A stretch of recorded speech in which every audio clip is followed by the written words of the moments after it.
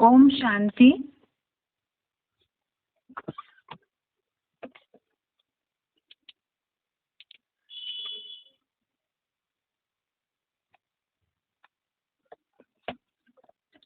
आज का भगवद गीता का श्लोक है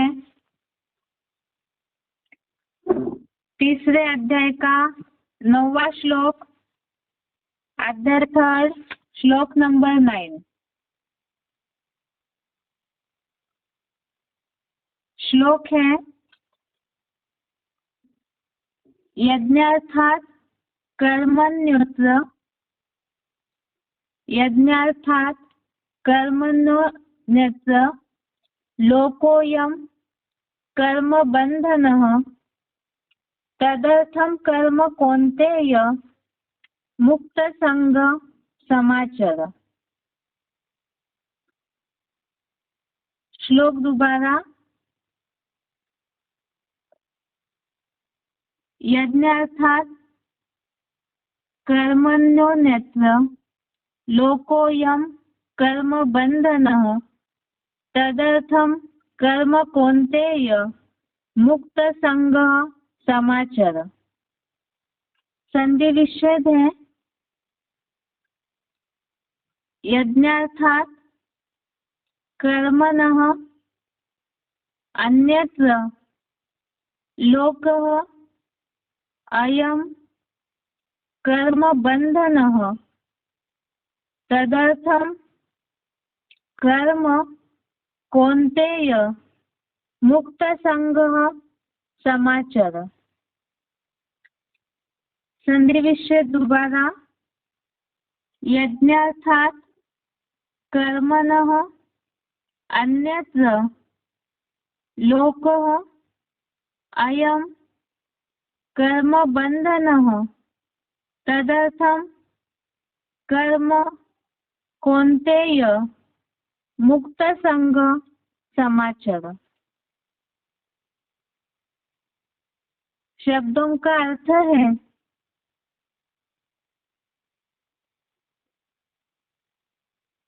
यज्ञार्थात् अर्थात यज्ञ के सिवा, अन्यत्र अर्थात दूसरे किसी, कर्मणोयम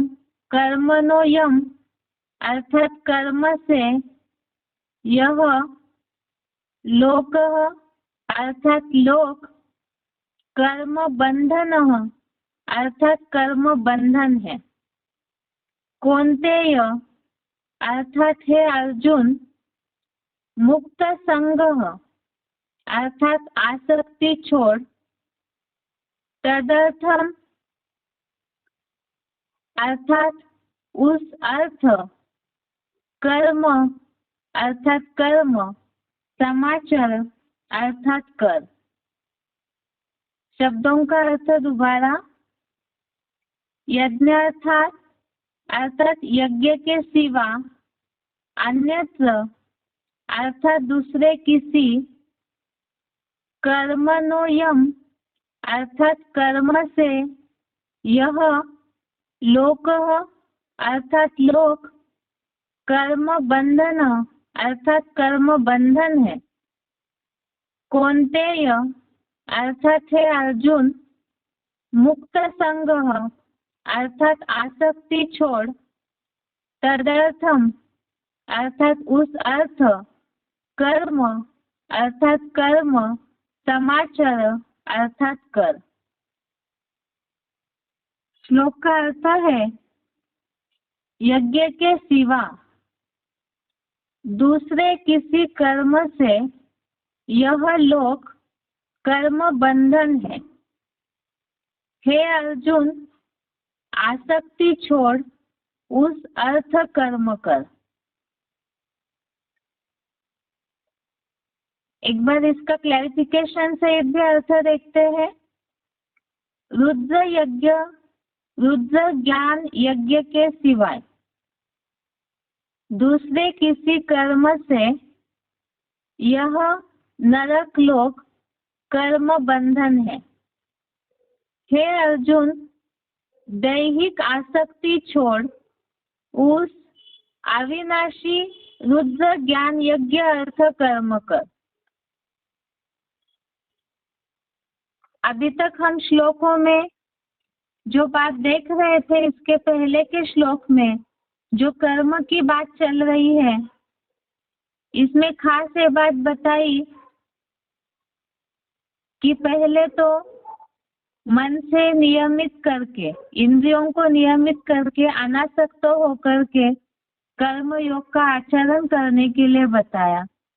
खास तो कर्मों की बात चल रही है। कल के श्लोक में जैसे बताया है कि तू नियत किए हुए कर्मों को कर, क्योंकि कर्म न करने से तेरा शरीर निर्वाह भी सिद्ध नहीं होगा। इसीलिए जो शरीर मिला हुआ है प्रकृतिकृत और सत्वस्तम, इन गुणों से प्रकृति आवर्तन करती है, इसके कारण उस शरीर को चलाने के लिए भी कर्म करने की आवश्यकता है। इसीलिए ही शरीर निर्वाह के लिए कर्म करना है। कल ऐसे बहुत सारे सिलेक्टेड पॉइंट हमने सुने जिसमें यह बताया है कि कर्म करना है शरीर निर्वाह चलाने के लिए, लेकिन साथ में कर्म योगी भी होना चाहिए। अब शरीर निर्वाह के लिए तो लौकिक कर्म ही करेंगे, और लौकिक कर्म करने से क्या होता है, तो उसके लिए ही आज का जो श्लोक है वो बता दिया कि यज्ञ के सिवाय दूसरे किसी कर्म से यह नरक लोक कर्म बंधन है। ऐसा शरीर निर्वाह के लिए कर्म करने के लिए तो बताया, साथ में कल हमने ये भी समझा है सिलेक्टेड पॉइंट्स में कि 8 घंटा शरीर निर्वाह के लिए करेंगे तो 8 घंटा ईश्वरीय सेवा जरूर करें। अर्थात इस जन्म में जो शरीर मिला है उसके लिए अगर 8 घंटा करते हैं तो भविष्य जन्मों में जो प्रकृति कृत शरीर मिलने वाला है, जो जन्म मिलने वाले हैं, तो भविष्य की प्राप्ति के हिसाब से भी 8 घंटा ईश्वरीय सेवा करना जरूरी है। अब इसके साथ साथ आज के श्लोक में कर्मों की और परिभाषा क्लियर कर दी कि यज्ञ के सिवाय दूसरे किसी कर्म से यह नरकलोक कर्म बंधन है। इसी से रिलेटेड 18वें अध्याय में एक बात आई है कि वास्तव में इस नरक लोक के जितने भी कर्म हैं वो सारे ही दोष से ढके हुए हैं। दोष से ढके हुए हैं अर्थात इस नरक लोक में देहभान है। देहभान होने के कारण सारी देहभानियों की दुनिया है, तो उनके संग के रंग में आकर के जो भी कर्म करेंगे तो वो दोषों से युक्त ही होंगे, और साथ में ही उसमें कोई ना कोई प्रकार का बंधन जरूर पड़ेगा। अब इसे कैसे समझेंगे हम कि यज्ञ सेवा के सिवाय दूसरा कोई भी लोक, ये जो नरक लोक है वो कर्म बंधन है। इस बात को कर्म बंधन होता ही है, ये जो बताया है श्लोक में, इसे कैसे समझेंगे? जैसे दुनियावी जो भी धंधा धोरी कर रहे हैं, आज उसमें प्राप्ति है, कल घाटा हो जाता है, तो उसके कारण कहीं ना कहीं मन में संकल्प चलते ही है, बंधन में बन जाते हैं। साथ में ही जो भी शरीर निर्वाह के लिए कर्म करते हैं, धंधा धोरी कर रहे, बिजनेस कर रहे, देह या देह के संबंधियों की पालना के लिए ही ये सारा काम करते हैं, तो उसके चलते जिनसे भी कनेक्शन इसमें आता है तो कहीं ना कहीं बंधन में बंध जरूर जाते हैं।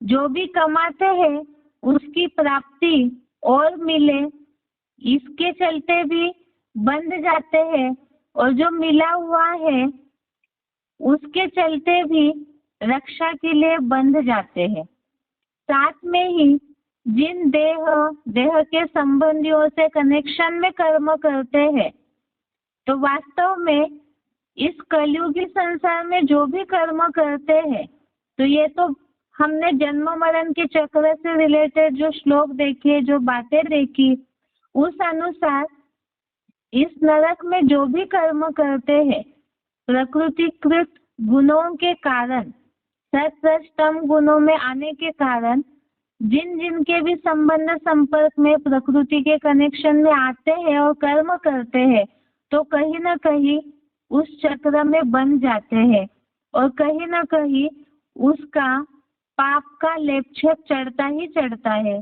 तो वो बंधन में बन जाते हैं। अब इसके लिए दुनियावी लोग तो ये सोचते हैं, जैसे दुनिया में बहुत सारे ऐसे लोग हैं जो शांति मिले, मुक्ति मिले, अर्थात इस बंधन से मुक्त होने के लिए ही दान पुण्य करते हैं, बहुत सारे ऐसे भक्ति मार्ग के आडंबर वगैरह करते हैं। यहाँ जो बात आई है, दूसरे किसी कर्म से यह नरक लोक कर्म बंधन है। तो इसमें बहुत सारे कर्म आते हैं।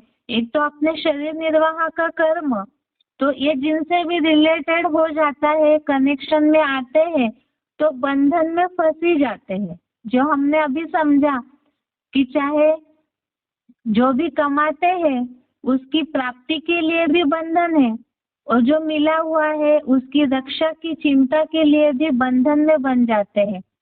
अब बात आती है फिर, बहुत ऐसे लोग हैं दुनिया में जो दान पुण्य करते हैं, जिसे श्रेष्ठ कर्म समझ करके भक्ति मार्गीय जिन भी आडंबरों के साथ कर्म करते हैं, तो वो भी तो इस कलयुगी संसार के ही कर्म है। तो वो कर्म भी वास्तव में इस नरक लोक में ही करते हैं। वास्तव में मुक्ति के लिए या बंधन से मुक्त होने के लिए जो कर्म करते हैं, लेकिन मुक्ति दाता की सही पहचान उनको नहीं है, और न होने के कारण जिस तरह से पाप भस्म होने चाहिए वो नहीं होते हैं, तो इसके चलते भी वो कहीं ना कहीं बंधन में ही बन जाते हैं। इसीलिए ही 18वें अध्याय में एक श्लोक जो आया है, इसके पहले हमने देखा था उसे रेफरेंस के लिए ही, कि ये जो यज्ञ पिता है उसकी अच्छी तरह से यज्ञ सेवा करके अर्चना कर। इसलिए क्योंकि इस दुनिया के और जो भी कर्म है वो बंधन में डालते हैं, और यहाँ पर बंधन मुक्त होने के लिए जो इसके पहले के श्लोकों में हमने देखा है कि संपूर्णतया सिद्धि प्राप्ति, अर्थात कर्म सभी इसीलिए करते हैं, जैसे लौकिक दुनिया के लोगों के लिए बताया कि भक्ति मार्गीय क्रियाकांड करते हैं, दान पुण्य वगैरह करते हैं ताकि मुक्ति मिले। बहुत सारे लोग हैं ऐसे जो तीर्थ क्षेत्रों में जाकर के बहुत सारे विधिवत बहुत सारे कर्म करते हैं ताकि बंधन मुक्त हो जाए, लेकिन वास्तव में मुक्ति दाता जो है, बंधन से छुड़ाने वाला जो है, उसकी सही पहचान नहीं है उन्हें, तो फिर कर्म बंधन से मुक्त कैसे करा सकते हो कर्म।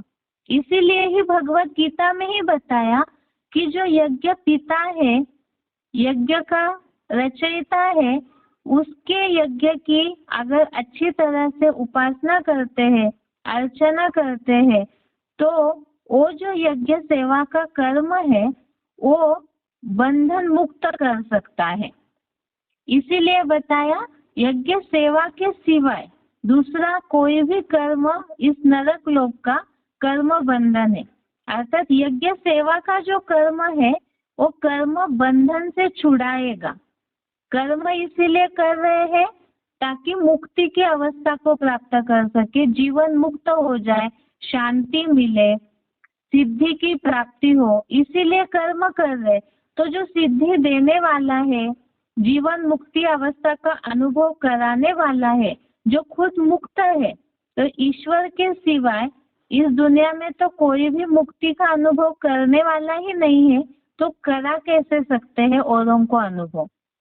इसीलिए ही उस यज्ञ की सेवा करना है ताकि कर्म बंधन से मुक्त हो। लेकिन अभी यज्ञ सेवा भी करनी है तो उसके लिए भी आगे बता दिया, दैहिक आसक्ति छोड़ उस अविनाशी रुद्र ज्ञान यज्ञ अर्थ कर्म कर। दैहिक आसक्ति छोड़ करके मतलब रुद्र ज्ञान यज्ञ के लिए कर्म तो करते ही हैं, लेकिन उस यज्ञ अर्थ कर्म करते समय भी ये जो प्रकृति का शरीर मिला हुआ है 5 तत्वों का पुतला, जिससे लौकिक कर्म भी करते हैं, और इसी देह से, इसी शरीर से जो इस कलयुग में तामसी शरीर मिला हुआ है, तो इससे यज्ञ सेवा का अलौकिक कर्म करने के लिए भी बोला हुआ है। इसीलिए उसमें शर्त रखी हुई है, दैहिक आसक्ति छोड़ करके उस अविनाशी रुद्र ज्ञान यज्ञ अर्थ कर्म कर।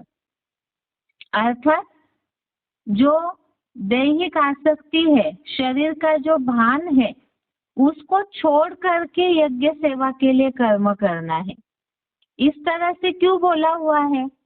क्योंकि कर्म बंधन से मुक्त होने के लिए कर्म कर रहे, इसीलिए पहला तरीका तो बता दिया, लौकिक कर्म तो सब बंधन वाले हैं, इसीलिए यज्ञ सेवा करो।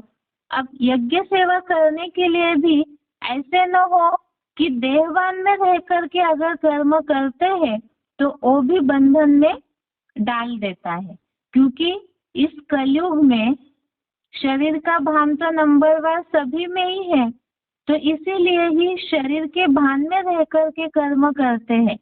जैसे मुरलियों में बाबा ने बोला है कर्मना सेवा करते हैं, तो ऐसी कर्मना सेवा अगर देह भान में रहकर करते हैं, मुरलियों में ऐसे बोला है कि कर्मना सेवा करने वालों को ज्यादातर अहंकार आता है। अहंकार किस प्रकार से? अगर शरीर के भान में रह करके कर्म करते हैं, यज्ञ सेवा करते हैं, तो मैंने किया, ये मेरी सेवा है, इस तरह का जो मेरापन की भावना आ जाती है, तो वहाँ अहम आ जाता है, और अहम आया माना जो भी किया वो वहाँ ही खत्म हो जाता है। क्यों? क्योंकि इसके पहले हमने दूसरे अध्याय का 47वां श्लोक खास देखा, कर्मणे वाधिका रस्ते माँ फलेषु कदाचन। अर्थात कर्म तो करना है, लेकिन कर्म फल में आसक्ति नहीं रखनी है। कर्म फल में आसक्ति अर्थात क्या? जहाँ कर्म फल में आसक्ति आई अर्थात ही बंधन आ गया। वास्तव में बंधन मुक्त होने के लिए सारी मेहनत कर रहे, और फिर यज्ञ सेवा का कर्म करते समय भी मैं, मेरापन आया, स्वार्थ भावना आई, या तो मैंने इतना किया, इस तरह से भावना आती है, तो वहां पर कहीं ना कहीं बंधन आ जाता है। वास्तव में पहला पार्ट ही है आत्मा का, उसमें हम यही समझाते हैं, खुद भी हम इस बात को बेसिकली समझते हैं फाउंडेशन में ही, कि मैं और ये मेरापन ही बंधन है, यही इस शरीर रूपी पिंजड़े में आत्मा को बांध देता है। तो इसी तरह से ये आसक्ति छोड़ करके उस अविनाशी रुद्र ज्ञान यज्ञ अर्थ कर्म कर। अर्थात पहले तो है कर्मना सेवा की बात, जहाँ मैं और मेरापन नहीं आना चाहिए। अब रही वाचा सेवा की बात, तो वाचा भी देह का अंग है, तो उसमें भी ऐसे आसक्ति आ जाती है। जिन भी जिज्ञासुओं को ज्ञान सुनाया, ज्ञान हम इसलिए सुनाते हैं, वाचा सेवा इसलिए करते हैं ताकि यज्ञ पिता की सेवा कर सके, और साथ में ही हम जितना जितना ईश्वरीय सेवा करते जाएंगे उतना पाप मुक्त होते जाएंगे, क्योंकि मुक्ति दाता जो है, पाप को विनाश करने वाले की याद में अगर हम सेवा करते हैं तो ऑटोमेटिकली उससे पाप विनाश होंगे और कर्म बंधन से मुक्त हो जाएंगे। इसीलिए यज्ञ सेवा करने बोला है।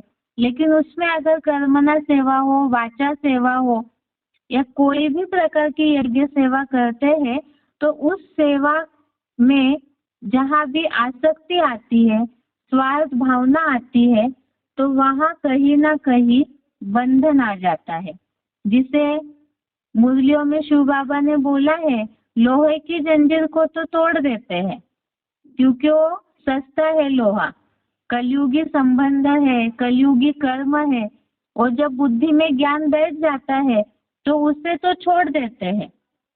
लेकिन फिर यज्ञ सेवा का कर्म करते समय अगर कलयुगी भाव है, इस तमोप्रधान शरीर का भान आ जाता है, मैं, मेरापन, स्वार्थ भावना, ये जो सूक्ष्म 5 विकारों का बंधन है, ईर्ष्या आती है सेवा करने में, घृणा आती है, या जो भी सेवा के साथी है उनके साथ सेवा करते समय कहीं भी चिड़चिड़ापन, हसद की भावना, कोई भी प्रकार की आत्मिक स्थिति के अलावा भावना निर्माण होती है, तो वो भी वास्तव में बंधन है।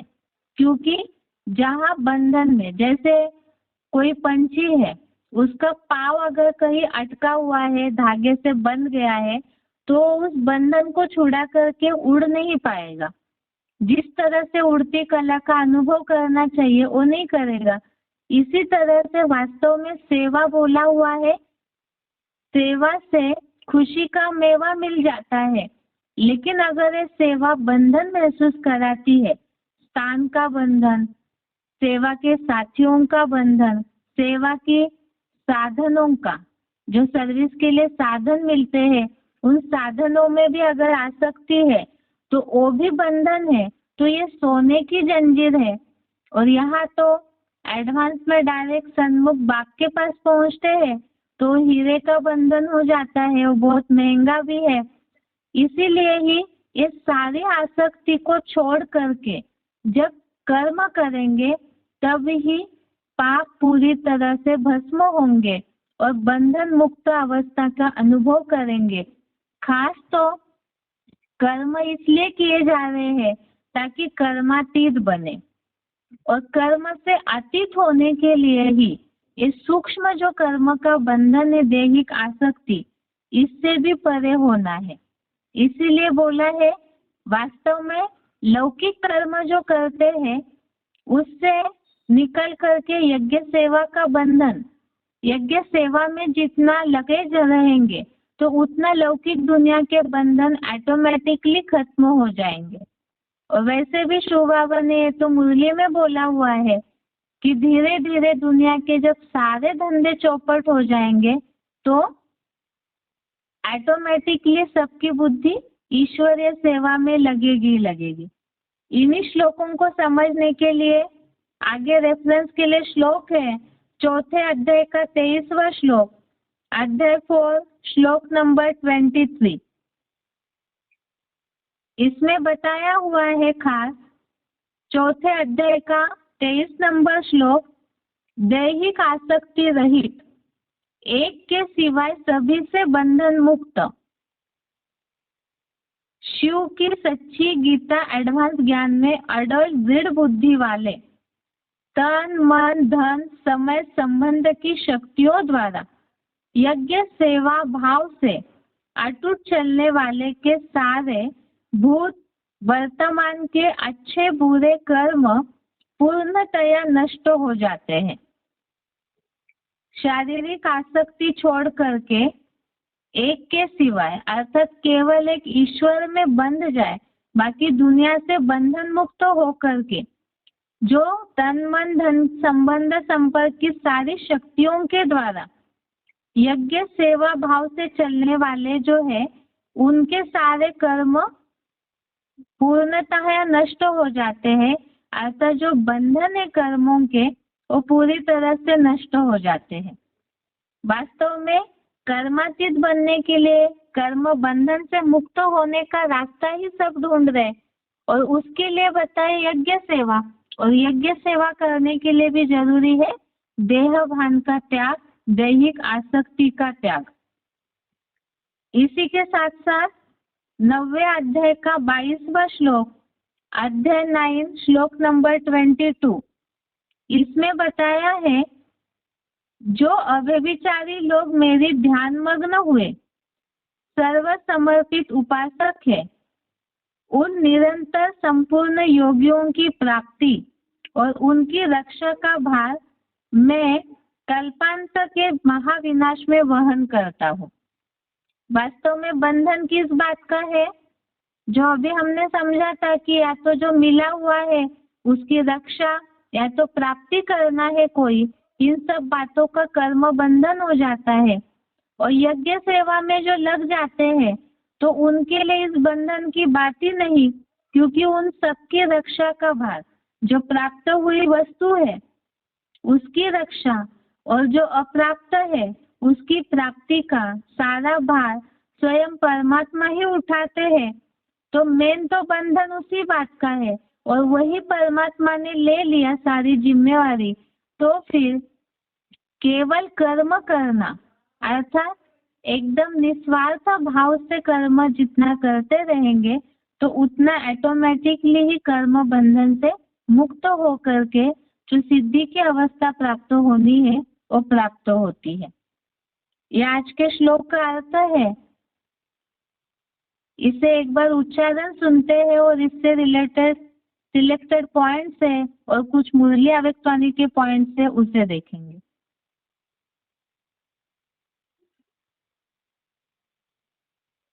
यज्ञार्थात् कर्मणोऽन्यत्र लोकोऽयं कर्मबन्धनः तदर्थं कर्म कौन्तेय मुक्तसङ्गः समाचर।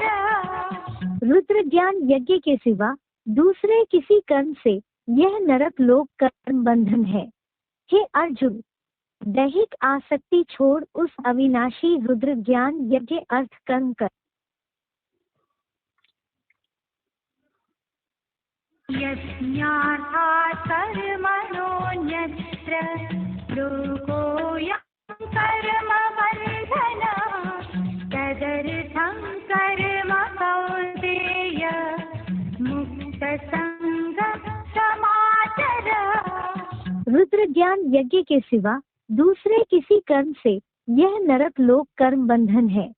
हे अर्जुन, दैहिक आसक्ति छोड़ उस अविनाशी रुद्र ज्ञान यज्ञ अर्थ कर्म कर।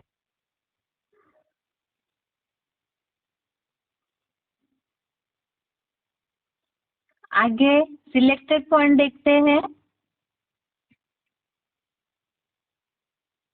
वार्तालाप नंबर 1637, डिस्कशन नंबर 1637 इसी श्लोक से रिलेटेड सिलेक्टेड पॉइंट है। जो एडवांस में जो लास्ट में आते हैं, लास्ट में आते हैं, वृक्ष में जो पत्ते लास्ट में आते हैं वो नए नए शोभनी सतो प्रधान पत्ते होते हैं या तमो प्रधान होते हैं? हाँ, तो फिर तीखा पुरुषार्थ करेंगे या ढचर पुरुषार्थ करेंगे? तीखा पुरुषार्थ करते हैं। सभी आत्माएं शूटिंग पीरियड में जब भी आती हैं तो पहले पहले सतोप्रधान और फिर बाद में तमोप्रधान बनती है।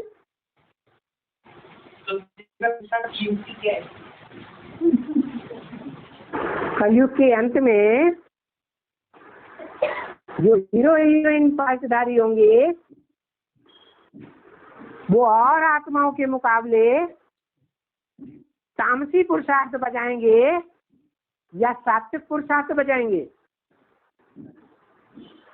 जल्दी बोलो। सात्विक पुरुषार्थ बजाएंगे। सात्विक पुरुषार्थ होने के कारण उनको प्राप्ति कलयुग के अंत में भी जास्ती होगी या कम होगी? है जास्ती होगी। तो ऐसा पुरुषार्थ और दूसरी आत्माएं नहीं बना सकती? बना सकती है कि नहीं? बना सकती है।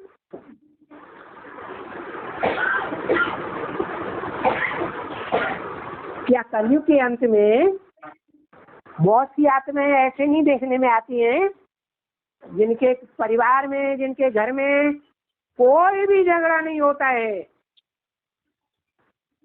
सब एक के कंट्रोल में चलते हैं, एक धर्म, एक राज्य, एक मत? देखने में नहीं आती क्या? आती है या नहीं? तो ऐसे ऐसे 60 70 के परिवार वो सूर्यवंशी आत्माएं हैं या इस्लाम वंशी आत्माएं हैं, बौद्ध धर्म वंशी आत्माएं हैं? जरूर आदि सनातन देवी देवता धर्म का फॉलो करने वाली आत्माएं।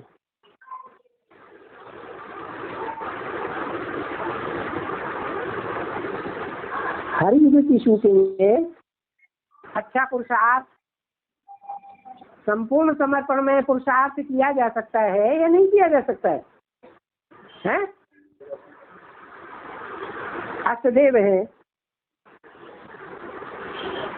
जो शिव की अष्ट मूर्तियां कही जाती हैं,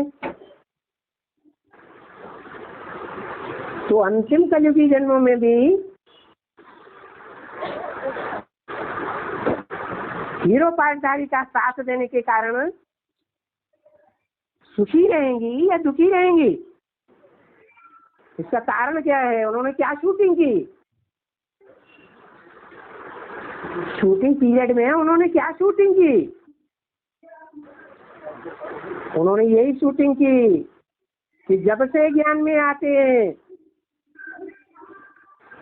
तब से नष्टो मोहा स्मृति लब्धा, देह के संबंधी नहीं।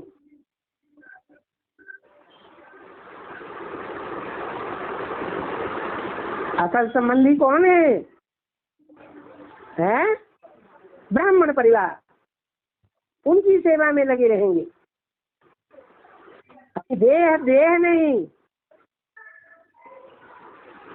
पेट के लिए मरने वाले नहीं होंगे कि खिचड़ी हम नहीं खाएंगे, हमें ऐसा पुरुषार्थ नहीं चाहिए। हम तो अपने घर में लड्डू पेड़ा बढ़िया बढ़िया बना बना के खाएंगे रोज। तो तन का त्याग किया, मन के संकल्पों का भी त्याग।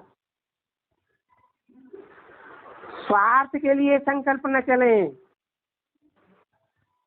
ईश्वरीय यज्ञ के लिए संकल्प चले कि यज्ञ का कल्याण कैसे हो।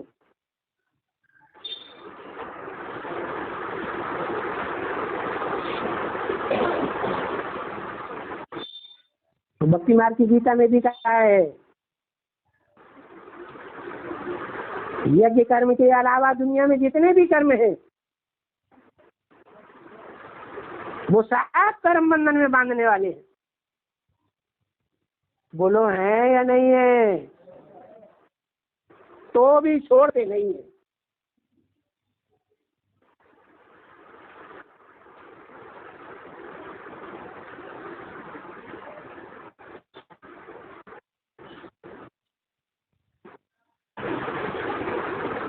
फिर कंप्लेंट करते हैं कि हम पुराने हैं, हमको सतोप्रधान इसके क्यों नहीं बनती।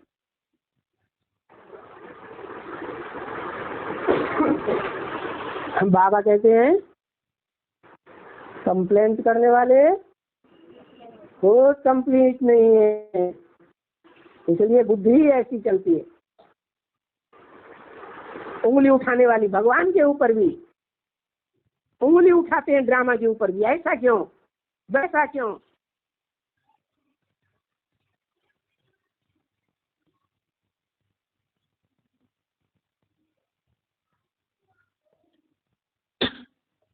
आगे का पॉइंट है डिस्कशन नंबर 1685, डिस्कशन नंबर 1685।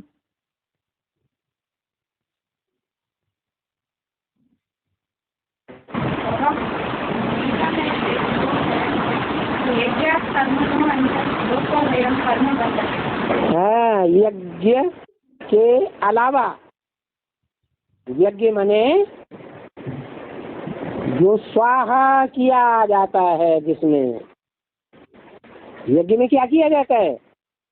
स्व माने अपना। जो कुछ भी डाल दिया वो डाल दिया सो जाए, जो डाल दिया सो डाल दिया, कि उसको बैठ करके याद करना है कि हाय हमने डाल दिया है। डाल दिया माने त्याग कर दिया या नहीं कर दिया। तो जो यज्ञ में त्याग किया गया उसको कहते हैं स्वाहा, यज्ञ हुआ। उस त्याग किए हुए के अलावा जो त्याग ईश्वर की मत पर किया है हमने, मनमत पर नहीं किया है, मनुष्यों की मत पर त्याग नहीं किया है। ऐसा जो स्वाहा रूपी यज्ञ है, वो यज्ञ संसार के जितने भी कर्म हैं उन सब कर्मों से श्रेष्ठ है। उस यज्ञ कर्म के अलावा दुनिया में जो कुछ भी काम किए जाते हैं वो सब कर्म बंधन में बांधने वाले हैं। क्या कहा है? यज्ञ कर्म के अलावा, यज्ञ सेवा के अलावा जितने भी कर्म संसार में करने वाले लोग हैं, कर्म कर रहे हैं, लौकिक कर्म कर रहे हैं ना, वो सारे ही लौकिक कर्म कर्म बंधन में बांधने वाले। एक यज्ञ सेवा ऐसा कर्म है जो कर्म के बंधन में बांधने वाला नहीं है। हाँ, कर्म बंधन हो जाता है। यज्ञ सेवा के अलावा जितने भी कर्म हैं संसार के, तो कर्म को है संसार कर्म बंधन डालते हैं। बिल्कुल डालते हैं। सांसारिक कर्म, तो उसके लिए क्या करें? ईश्वरीय कर्म नहीं, ईश्वरीय सेवा के कर्म नहीं। ईश्वरीय सेवा के कर्मों के अलावा इन कर्मेंद्रियों से जो भी हम कर्म करते हैं वो सब कर्म बंधन में डालने वाले हैं। ईश्वरीय सेवा के लिए इन कर्मेंद्रियों से हम जो भी कर्म करते हैं वो कर्म बंधन से क्या मुक्त करने वाले हैं। हाँ, तो सांसारिक कर्मों से मुक्त कैसे है? सांसारिक कर्मों से मुक्त कैसे? सांसारिक कर्मों को छोड़ करके ईश्वरीय कर्म में लग जाए? अरे ये भी कोई पूछने की बात हुई छोड़ने की बात है? सांसारिक कर्मों को हमने बुद्धि से त्याग दिया, कर्मेंद्रियां कर्म कर रही हैं। क्या कहा? शिव बाबा के मंदिर में जो शिव बाबा है, जिसे हम शिव बाबा कहते आए, पूजा करते आए, वो कर्मेंद्रिय से कर्म कर रहा है या नहीं कर रहा है? हैं? लेकिन याद किसकी है? निराकार ज्योति बिंदु की याद है या कोई साकार स्त्री चोले की याद है? निराकार की याद है। तो जो निराकार की याद में कर्म किया गया, वो निराकार की याद में किया हुआ कर्म वो यज्ञ कर्म है या यज्ञ कर्म से बाहर है सांसारिक कर्म है? अगर वो सांसारिक कर्म है तो देह का सुख लेगा बुद्धि के द्वारा या नहीं लेगा? है? लेगा। तो सांसारिक कर्म हो गया। कर्म वो ही है लेकिन उसका रिजल्ट अलग अलग है। अरे बुद्धि का ही तो सारा खेल है। बुद्धि को ही तो आत्मा कहा जाता है।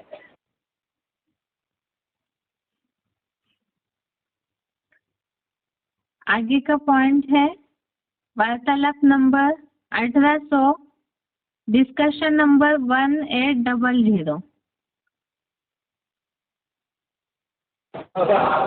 एक भाई का प्रश्न है, सीधी के भाई का, अपना पेट के लिए बकरी मुर्गी का पालन कर सकते हैं?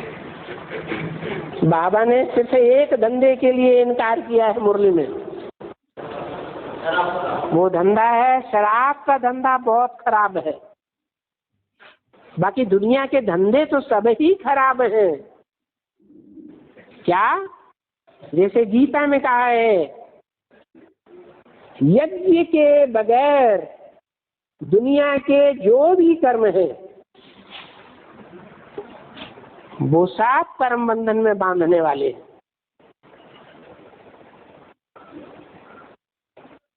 बंधन में डालने वाले हैं।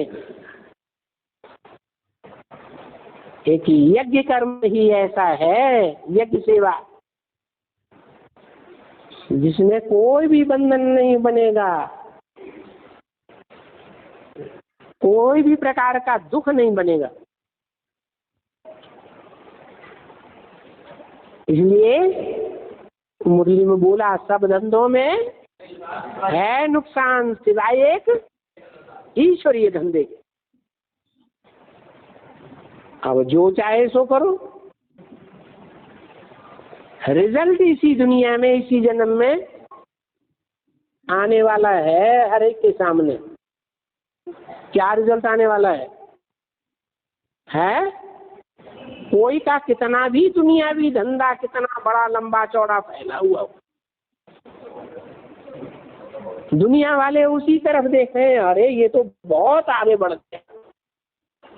लेकिन उसके लिए भी एक दिन कैसा आवेगा, सारे धंधे चौपट हो जाएंगे, नुकसान हो जाएगा। और लास्ट में जाके ऐसी आत्माएं जो साहूकार आत्माएं हैं, आज की दुनिया में कोई बहुत साहूकार है या नहीं है? भारत में कौन है? टाटा बिरला। तो वो घाटे में गए होंगे संगम युग में या मुनाफे में गए होंगे?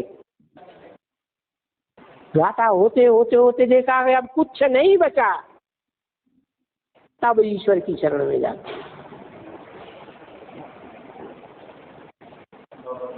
तो अंत में ईश्वर की शरण में जाते हैं तो जो कुछ भी बचा कुछा है वो सारा ईश्वरीय सेवा में अंत में लगा देते हैं। आदि में जिन्होंने लगाया उनका भाग्य ज्यादा बनेगा, या बिल्कुल अंत में जिन्होंने पूरा लगाया तन मन धन उनका ज्यादा बनेगा? आदि वालों का ज्यादा बनेगा, अंत वालों का बनेगा, क्योंकि उस समय के हिसाब से उन्होंने अपना सब कुछ लगा दिया। लेकिन अंत के समय में बनेगा, सृष्टि के आदि के समय का, मध्य के समय का नहीं बनेगा। तो अंतिम जन्म में प्राप्ति हुई या बीच वाले जन्म में प्राप्ति हुई या आदि में प्राप्ति हुई? अंतिम जन्म में प्राप्ति हुई।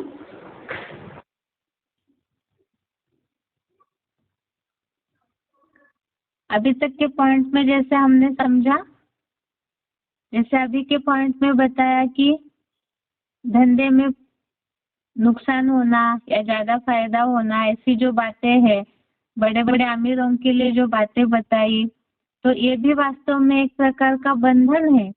तो धीरे धीरे जब सबके बुद्धि में बात बैठ जाएगी कि यज्ञ कर्म जो है वही वास्तव में बंधन मुक्त कराने वाला है। इसी तरह से उड़ती कला की अवस्था की अनुभूति के लिए भी, जैसे बाबा ने बोला कि बहुत लोग कंप्लेन करते हैं अवस्था नहीं बनती है, क्योंकि नरक लोक के जो कर्म है वो बंधन में डालते हैं, इसीलिए ही इस तरह की अवस्था की अनुभूति नहीं हो पाती है। आगे का पॉइंट है VCD नंबर 2770, VCD नंबर 2770।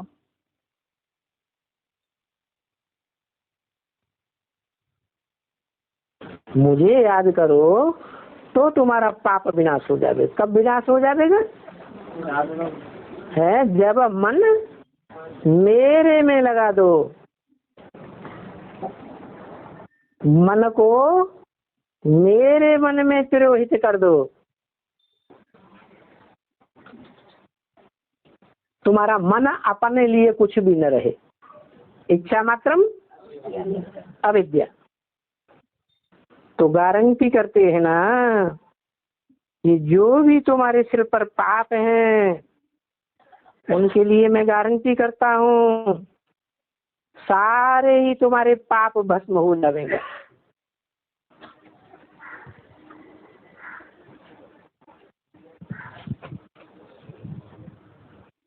क्यों? क्योंकि यज्ञ सेवा के लिए जो भी कर्म किए जाते हैं उन्हीं कर्मों से बंधन का छुटकारा मिल सकता है। कौन सा बंधन? देह का बंधन। ये देह के बंधन तब तक चलते रहते हैं जब तक ईश्वरीय सेवा में हम अपना तन मन धन संपूर्ण स्वाहा नहीं कर पाते। अगर तन मन धन समय संपर्क अपने लिए लगाते रहते हैं तो कुछ न कुछ कर्म बंधन बनता ही रहेगा और फिर जन्म लेना पड़ेगा।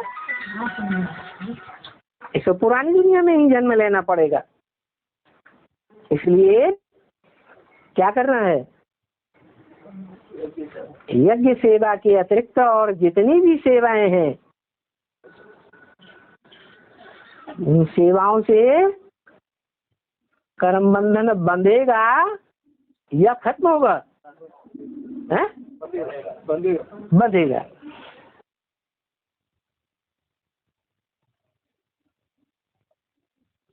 आगे का पॉइंट है VCD नंबर 2560, VCD नंबर 2560। मनमना भव और मत्याजी भव। मेरे मन में समा जा और क्या कर, और मेरे मन में समा जाएगा, तेरा मन मेरे में लग जाएगा तो फिर मैं यज्ञ के लिए हूँ तो तू भी यज्ञ के लिए कर्म करेगा। है मत यादी भव, यादी माने कर्म करने वाला, यज्ञ सेवा करने वाला। तो मैं यज्ञ की सेवा करता हूँ तो तुम भी यज्ञ की सेवा। यज्ञ के अलावा इस दुनिया में जो भी कर्म है, जो भी धंधे हैं, वो सब बंधन में बांधने वाले है। क्या करना है, सब धंधों में है नुकसान सिवाय एक ईश्वरीय धंधे। फिर ये बताया कि कोई बहुत फंसे हुए, इतनी दम नहीं है तो क्या करें, तो बता दिया कि जो भी करते हो उसका जो भी फल निकलता है वो सब खुद के लिए ना भोगो। क्या करो, सब यज्ञ के लिए अर्पण कर दो। अगर खुद के लिए थोड़ा भी रखा है कर्म फल, कर्म का फल निकलता है ना, जैसे बाग लगाया तो फल निकलेंगे ना। अब वो फल अपने परिवार के लिए, अपने बाल बच्चों के लिए, नाते रिश्तेदारों के लिए, मित्र संबंधियों के लिए भेजते रहे। और यज्ञ में संपूर्ण अर्पण नहीं किया। खुद भी ये नहीं कहते हैं कि यूज नहीं करना है, अपने बाल बच्चों को भूखा नहीं मारना है, लेकिन उतना ही यूज करना है जितना जरूरत है। क्या नहीं करना है, संग्रह नहीं करना है। जो संग्रह करते हैं इसका मतलब वो फिर अपनी देह की जो उत्पन्न होने वाली बाल बच्चों की पीढ़ियां हैं उनके लिए बचा के रखना चाहते, तो स्वार्थ हो गया ना। तो स्वार्थी नहीं बनना है, क्या बनना है, परमार्थी। तो ऐसे परमार्थी बनेंगे कि सब कुछ यज्ञ के लिए, सब कुछ तेरा, कुछ नहीं मेरा, मैं तो सिर्फ सेवाधारी हूँ। तो क्या होगा है, तो तुमने जो भी किया उसका अच्छा फल ही होगा। क्या, परंतु कहीं चालाकी हो गई तो बुरा फल बन जाएगा।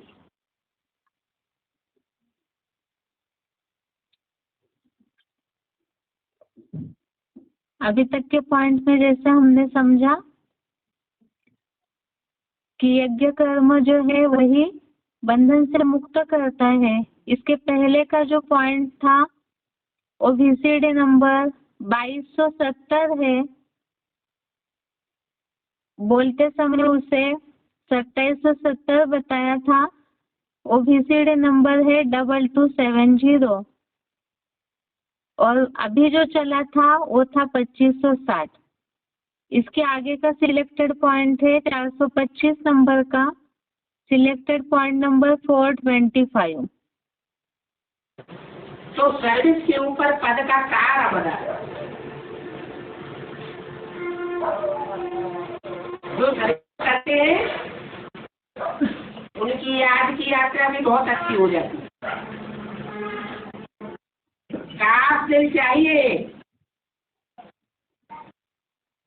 ऐसे नहीं कि दिल के अंदर बिच बिच भरी हुई हो।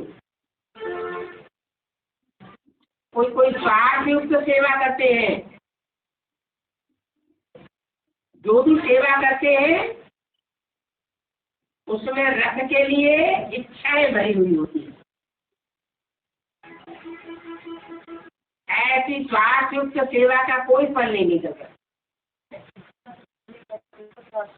ऐसे स्वार्थी बच्चों को, दिखावा करने वाले बच्चों को बाप याद नहीं करते। सर्विस तो करें, लेकिन सच्चे साफ से होकर के सर्विस करें, क्योंकि ईश्वरीय सेवा करनी है, ईश्वर की सेवा करनी है। अपनी सेवा थोड़ी कर रहे हैं। तो ऐसी जो साफ दिल के सच्ची सच्ची सेवा की लगन में रहते, ऐसे बच्चों को बाप याद करते हैं और बाप जिन बच्चों को याद करते हैं तो उन बच्चों की याद कितनी की हो जाती है, क्योंकि याद से याद मिलती है, दिल से दिल को राहत होती है।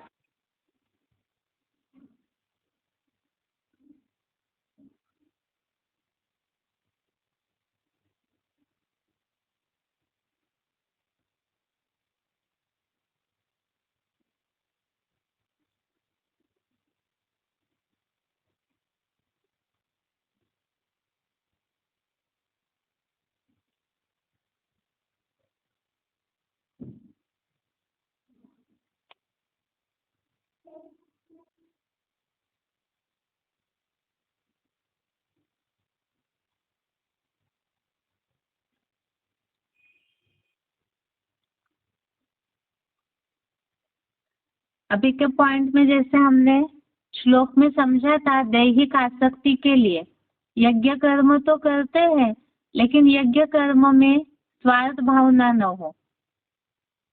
साथ में ही ऐसी स्वार्थ भावना न हो तो ही बंधन में नहीं फंसेंगे और पाप भी विनाश होंगे।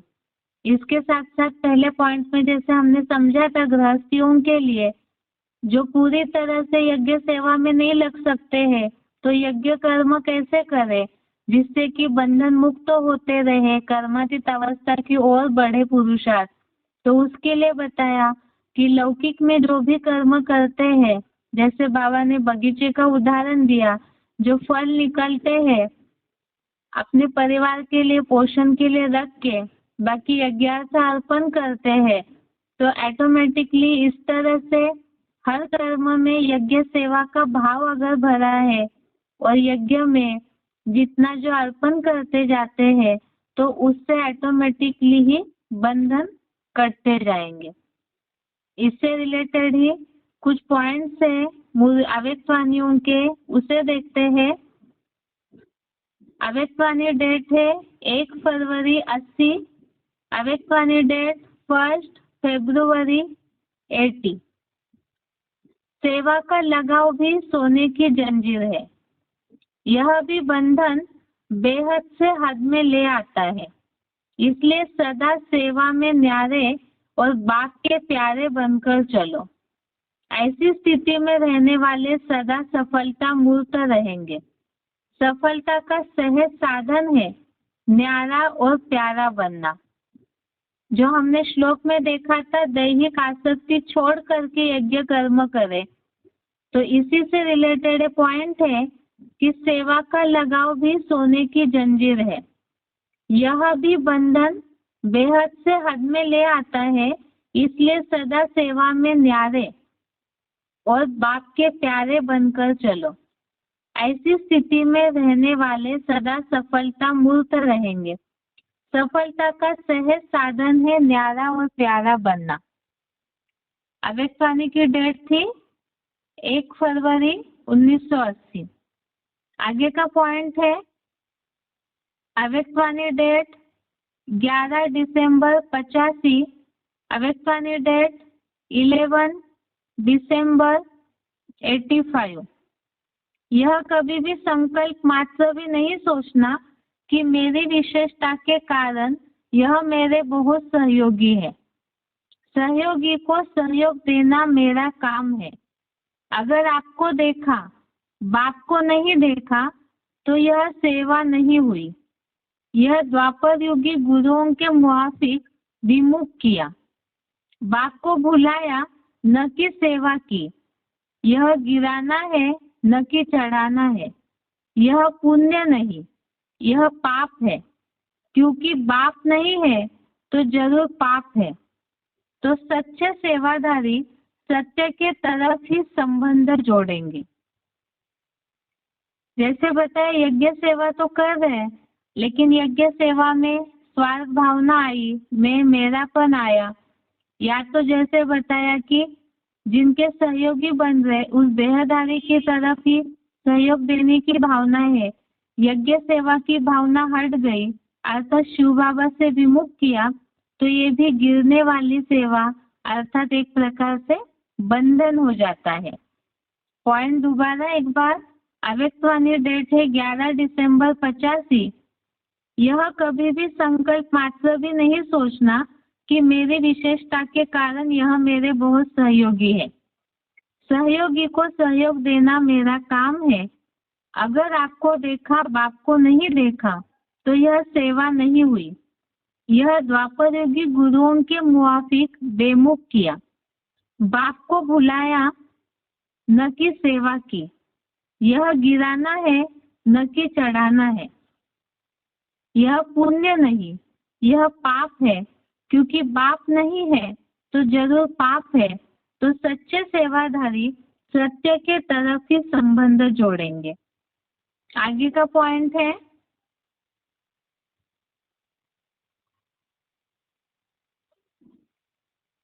अव्यक्तवाणी तारीख 12 दिसंबर 98। अव्यक्तवाणी डेट 12 दिसंबर 98। देह का भान फिर भी हल्की चीज है, लेकिन देह का अभिमान यह बहुत सूक्ष्म है। मेरा मेरा, इसको ही देह का अभिमान कहा जाता है। जहाँ मेरा होगा ना, वहाँ अभिमान जरूर होगा, चाहे अपनी विशेषता प्रति हो। मेरी विशेषता है, मेरा गुण है, मेरी सेवा है, यह सब मेरापन, यह प्रभु प्रसाद है, मेरा नहीं। प्रसाद को मेरा मानना यह देह अभिमान है। यह अभिमान छोड़ना ही संपन्न बनना है। अब पॉइंट दोबारा, देह का भान फिर भी हल्की चीज है, लेकिन देह का अभिमान यह बहुत सूक्ष्म है। मेरा मेरा, इसको ही देह का अभिमान कहा जाता है। जहाँ मेरा होगा ना, वहाँ अभिमान जरूर होगा, चाहे अपनी विशेषता प्रति हो। मेरी विशेषता है, मेरा गुण है, मेरी सेवा है, यह सब मेरापन, यह प्रभु प्रसाद है, मेरा नहीं। प्रसाद को मेरा मानना यह देह अभिमान है। यह अभिमान छोड़ना ही संपन्न बनना है। अर्थात जैसे श्लोक में जो बात आई है, देह की आसक्ति को छोड़कर के यज्ञ सेवा करना है, तो यहाँ देह की आसक्ति में देह का भान आना, देह का अभिमान आना, या मेरा गुण, मेरा मेरापन जो आता है, तो ये वास्तव में बंधन हो गया। ईश्वरीय सेवा प्रसाद है, तो इसीलिए इस प्रसाद को अपना समझ बैठना, तो ये स्वार्थ हो गया, अभिमान हो गया, तो ये बंधन लाएगा। जो पाप विनाश होने चाहिए वो भी नहीं होंगे। और इसे ही बताया कि इस अभिमान को जब छोड़ेंगे तभी संपन्न बन सकते। आगे का पॉइंट है, अव्यक्तवाणी डेट 18/6/69। अव्यक्तवाणी डेट 18 जून 69। सर्विस की सफलता का मुख्य गुण कौन सा है? नम्रता। जितनी नम्रता उतनी सफलता। नम्रता आती है निमित्त समझने से। जैसे बाप शरीर का आधार निमित्त मात्र लेते हैं, वैसे आप समझो कि निमित्त मात्र शरीर का आधार लिया है। एक तो शरीर को निमित्त मात्र समझना है और दूसरा सर्विस में अपने को निमित्त समझना, तब नम्रता आएगी। पॉइंट दोबारा, सर्विस की सफलता का मुख्य गुण कौन सा है? नम्रता। जितनी नम्रता उतनी सफलता। नम्रता आती है निमित्त समझने से। जैसे बाप शरीर का आधार निमित्त मात्र लेते हैं, वैसे आप समझो कि निमित्त मात्र शरीर का आधार लिया है। एक तो शरीर को निमित्त मात्र समझना है और दूसरा सर्विस में अपने को निमित्त समझना, तब नम्रता आएगी। आवेशवाणी डेट है 18 जून 69। आगे और एक दो पॉइंट पढ़ के आज का क्लास पूरा करते हैं।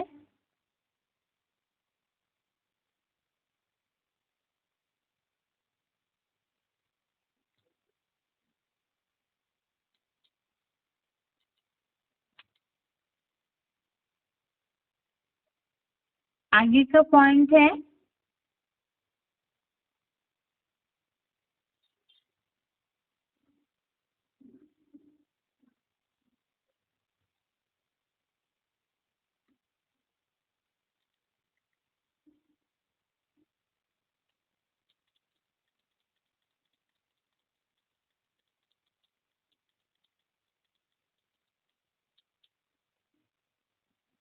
जब तक आवेशवाणी डेट है 26 जनवरी 88।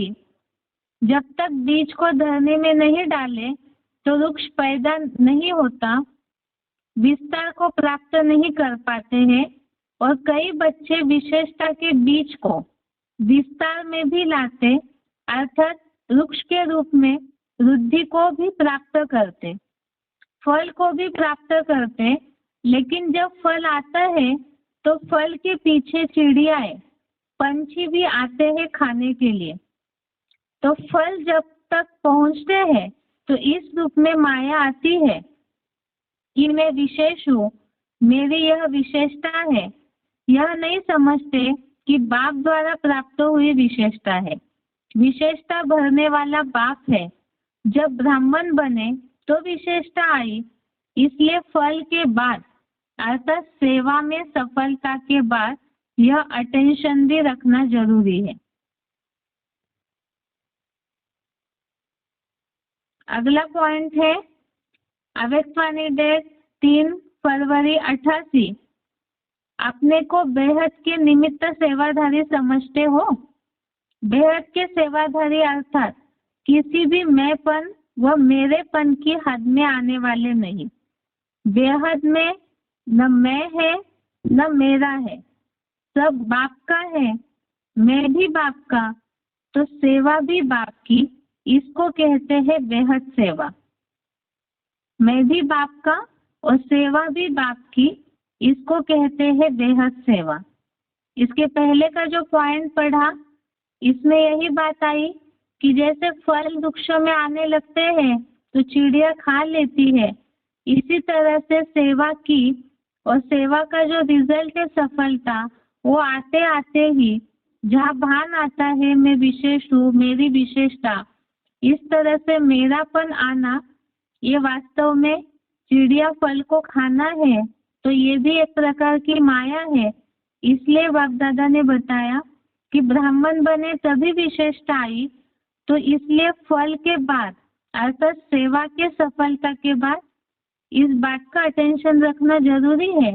ये भी जो श्लोक में बात आई दैहिक आसक्ति की, तो इस तरह की विशेषताओं का अभिमान, मेरापन आना, स्वार्थ भावना, इस तरह की भावनाओं को छोड़ करके ईश्वरीय सेवा करते हैं, तभी सफलता मिलेगी। आज के लिए यहाँ तक ही। ओम शांति।